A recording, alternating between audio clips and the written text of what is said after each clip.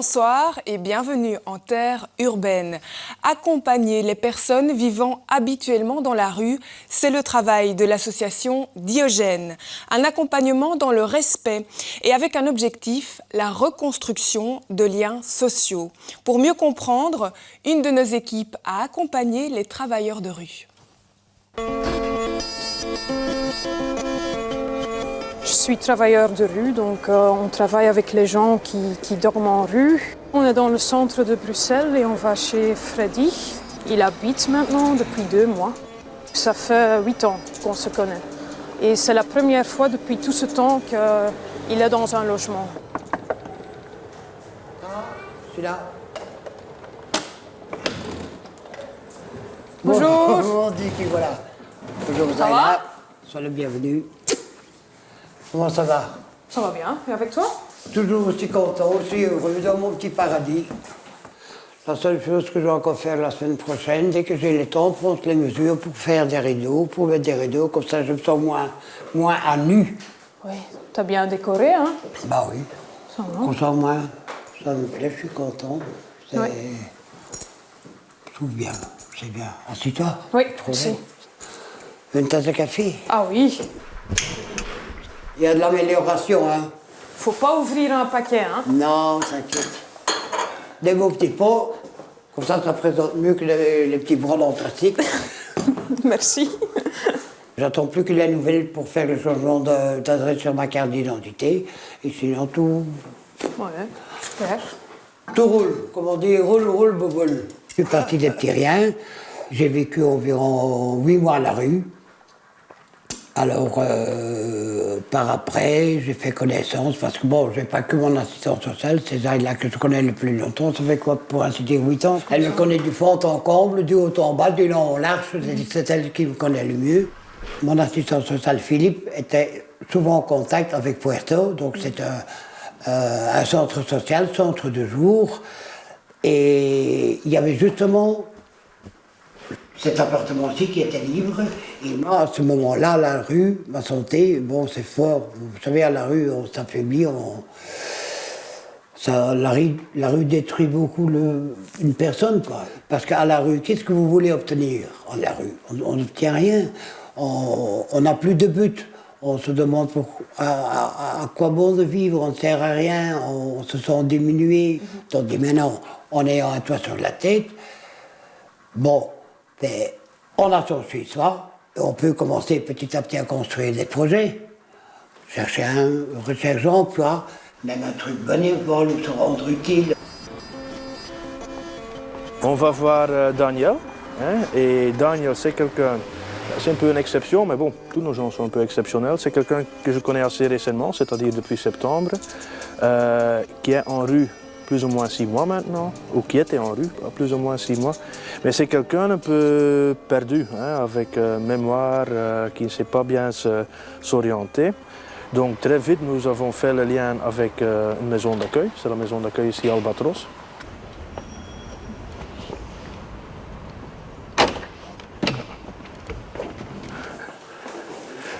Ça va? Ça va être À l'aise. à l'aise. Ça a rasé la barbe?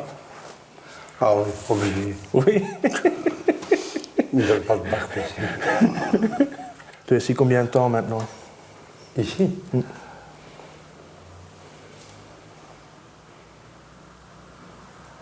Une semaine. Tu sais quand tu es entré? Une semaine, quand même. Tu es entré le 24, hein? Ouais. C'est 2 semaines maintenant. 22 semaines. Ouais. Et je suis très bien ici. Ouais, mais Un bon accueil. J'ai ma petite chambre. mais ça va déjà beaucoup mieux, hein? Beaucoup mieux. On voit ça au visage. Allez, pas uniquement la barque qui est repartie.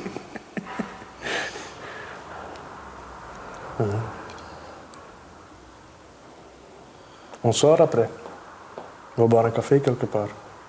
Je cherchais mon veste.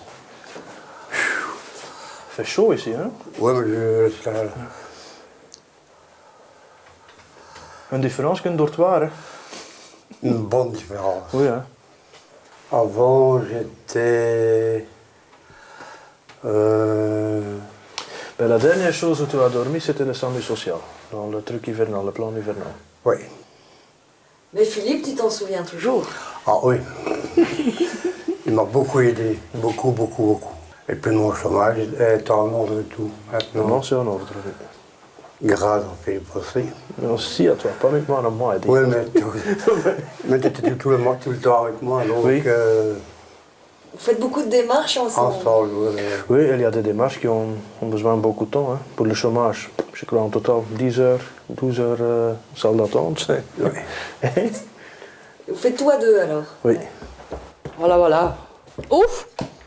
Ah oui, ça c'est nouveau ça. C'est bien, moi, un appartement qui est vide, c'est pas mon truc. Hein. Oh, oui.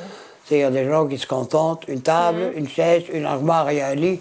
Ben, moi, pas. Moi j'aime bien, j'ai toujours aimé, comme auparavant, que c'est un peu qu'on sent qu'il y a de la vie, qu'il y a un peu de chaleur, quoi. Que... Et tu aimes bien la décoration. Hein. Ah ben ça a toujours Ça, été. je hein. savais déjà. Ça ne change pas. Mais enfin, comme ça, comme on dit, petit à petit, l'oiseau fait son nid. Il me faut une occupation, au moins que je me sens utile, que je me rends utile, et que je me sens je me sens valable à faire quelque chose, que je ne me sens pas comme un nul, quoi. C'est important d'être bien entouré? Ah oui, j'ai horreur de la solitude. Moi, la solitude, je crois que nous sommes les deux plus grands ennemis sur Terre. J'ai horreur d'être seul. Alles te goed? Ça va? Ça va? Vous voulez un tasse café encore? Moi, j'aime bien tout ça. Oui, toi aussi? Allez. C'est Philippe qui m'a vraiment... Ben, il m'a donné un... Comme on dit, un coup de pied au derrière, quoi. Quand je suis trop fatigué, je monte sur ses épaules.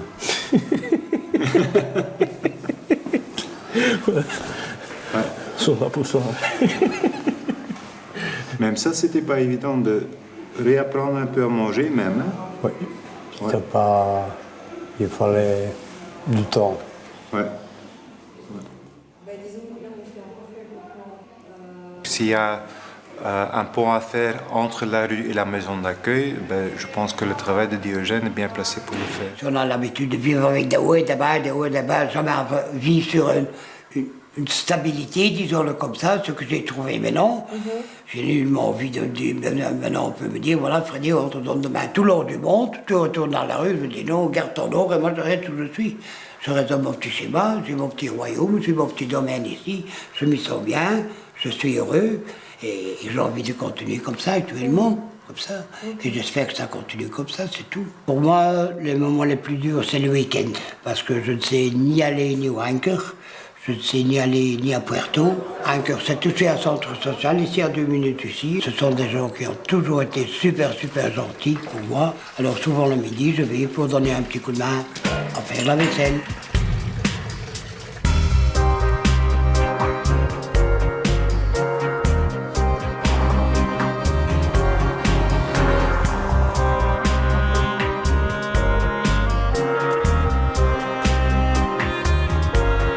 Pour nous, c'est important de rester en contact avec des gens. Hein.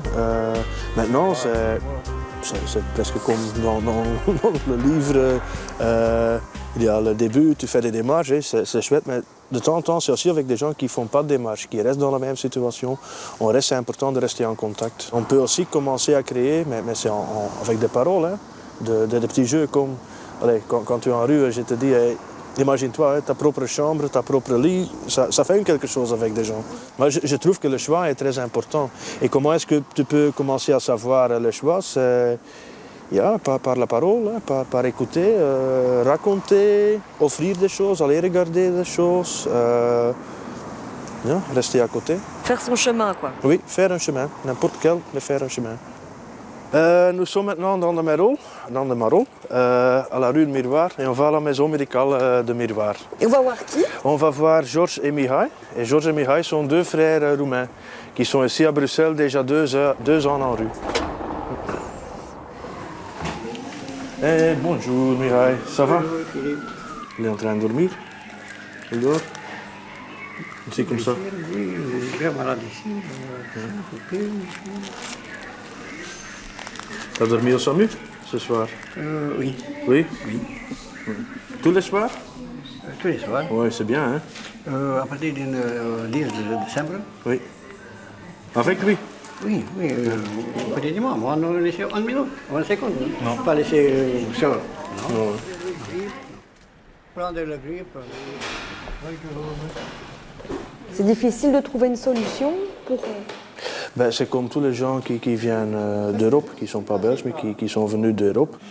Ce qu'on peut demander, c'est une régularisation sur base de santé. Hein. Mais ça prend temps, ça demande des preuves, pas uniquement de la situation qu'il a besoin d'aide, mais aussi des preuves que dans le pays d'origine, on ne lui donne pas ce qu'il a besoin. Hein. Donc, c'est une longue procédure. Ils ont droit à l'aide médicale urgente. Et donc, c'est en coordination avec le CPS, ici en l'occurrence de Mille-Bruxelles, ils ont droit à une carte de santé. On les voit en moyenne 1 fois par semaine, comme il le disait. C'est vrai qu'on a essayé de les cadrer un peu. Ils savent qu'ils peuvent prendre une tasse de café, mais qu'on ne sait pas les prendre en charge chaque fois. La seule chose qu'on sait faire, ou que nous sommes sûrs qu'on sait faire, c'est rester à côté. Et en plus, si tu vois ce que Mihai fait pour son frère, allez, moi je trouve ça énorme. Mais ce que toi tu fais pour ton frère, personne ne peut le faire pour sa famille. Hein. Allez, tu as donné tout pour ton frère. Hein. Pas marche comme ça. Trop lourd. Regarde ici. Regarde ici. Expert. Et regarde ici.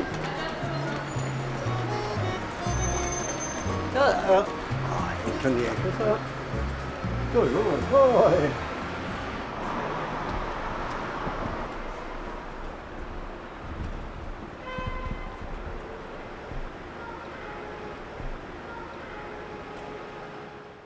Et il a été particulièrement attentif à ces témoignages ce soir. Le directeur de Diogène est à mes côtés. Bonsoir. Laurent Demoulin. Alors c'est vrai que quand on entend ces témoignages, c'est aussi un merci quelque part à votre travail. Hein. Freddy, Daniel et les 2 frères roumains, quelque part, ils vous disent merci aussi. Oui, c'est un travail dans lequel on a beaucoup de reconnaissance en fait de la part des gens avec lesquels on travaille. Tout à fait. Un petit mot sur le nom de votre SBL, Diogène, qui fait référence à un philosophe grec, et c'est pas innocent, je pense. Tout à fait. Alors, on n'a pas choisi ce nom-là spécialement parce que Diogène vivait nu dans un tonneau, mais plutôt en référence à 2 anecdotes que l'on raconte sur sa vie. La première, c'est qu'on dit que Diogène se promenait dans les rues d'Athènes en journée, une lanterne allumée, ce qui était très interpellant. Et donc, quand les gens lui demandaient « Mais que fais-tu » il répondait « Je cherche un homme ». C'est exactement la démarche qui est la nôtre quand on va en rue. On va en rue non pas pour rencontrer des personnes sans abri, avec cette étiquette.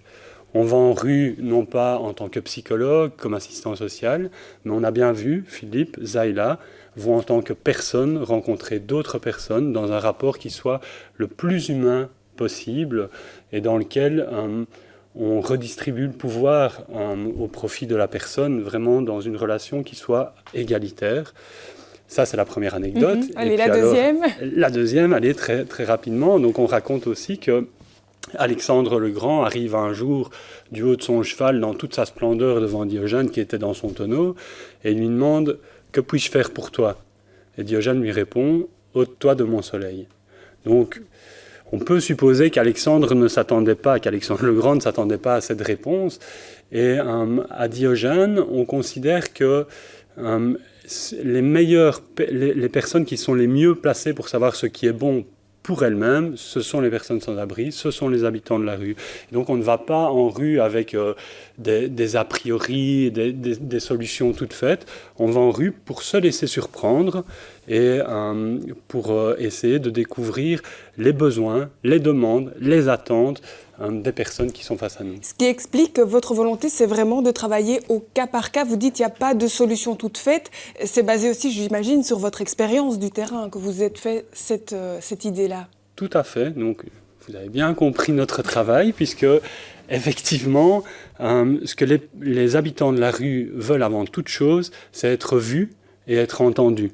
Il est essentiel de tenir compte des particularités de chacun, du chemin, de l'histoire, des désirs, des espoirs qu'il reste. Et c'est la meilleure façon de travailler à la réhabilitation sociale et à l'émancipation durable des personnes. Les solutions uniformisées, standardisées, ça ne marche pas, ça ne fonctionne pas. Quand vous dites ça ne fonctionne pas, ça veut dire que Les gens retournent à la rue à un moment donné? Ça veut dire qu'il n'y a pas de solution toute faite qui puisse être appliquée à une série de personnes. Et comprendre ça, c'est aussi comprendre les limites de la portée de l'urgence sociale et des dispositifs qui donnent des réponses aux besoins primaires des gens. Certes, c'est important, c'est nécessaire, mais ce n'est pas suffisant. Vous traitez à peu près 250 à 300 dossiers chaque année. Ces dossiers, quand est-ce que vous estimez, ces personnes, quand est-ce que vous estimez qu'elles n'ont plus besoin de vous? Eh bien, c'est avant tout aux personnes d'estimer qu'elles n'ont plus besoin de nous. On crée une relation qui est la plus indestructible possible parce que nous sommes face à des personnes qui ont connu des ruptures de liens multiples dans leur vie et on estime qu'il est important qu'ils puissent compter sur nous, s'appuyer sur nous. Donc on fait tout un chemin avec ces personnes et bien sûr on essaye de créer un contexte qui fasse que ces personnes n'ont plus besoin de nous et d'être cantonnés à un rôle plus de visiteur et de maintien du lien. Ce qui est étonnant, c'est de voir la longévité avec laquelle vous travaillez, dans le sens où on voit votre assistante sociale qui est quasi 8 ans en communication avec Freddy, en relation avec lui. Est-ce que ça veut dire que c'est finalement un travail qui n'est jamais fini et surtout, est-ce que ces travailleurs de rue, justement, restent longtemps à vos côtés? Ils sont une dizaine au sein de la SBL Diogène. Tout à fait. Donc on a des travailleurs qui sont expérimentés, qui sont formés, qui sont professionnels, une équipe pluridisciplinaire, multiculturelle, multilingue. Et donc ce sont des personnes qui ont une bonne capacité de résistance. C'est une vraie vocation pour faire ce métier-là. C'est une vraie vocation, mais il faut aussi bien savoir qu'on ne travaille pas seul et que donc mon équipe, par exemple, quand elle se trouve en difficulté avec une situation, une personne qui a un problème de santé mentale, par exemple, peut faire appel à d'autres ressources dans le réseau. Par exemple, la cellule d'appui du SMES, santé mentale et exclusion sociale, une petite équipe dans laquelle il y a un psychiatre, un psychologue qui se déplace, qui vient aider mes travailleurs pour trouver des ressources afin de poursuivre le travail avec la personne. Pas pour faire le travail à notre place, mais nous aider à continuer notre travail. Je voudrais juste profiter de ma présence ici pour dire que cette équipe du SMES est menacée parce qu'il y a une enveloppe de subsides qui risque de ne pas arriver en 2013 et j'en appelle à tous les ministres qui ont dans leurs compétences le social, la santé, l'aide aux personnes ou le logement à Bruxelles pour poser un geste fort pour le SMES. Un réseau, on l'a vu, fragilisé aujourd'hui, mais en tout cas qui fait un travail exceptionnel grâce à vous, grâce à votre équipe et tous ceux qui travaillent au sein du réseau des personnes sans abri et du secteur. Merci Laurent Demoulin d'être venu sur ce plateau. Quant à nous, on se retrouve la semaine prochaine. Nous irons à la rencontre des secouristes de la Croix-Rouge. Bonsoir.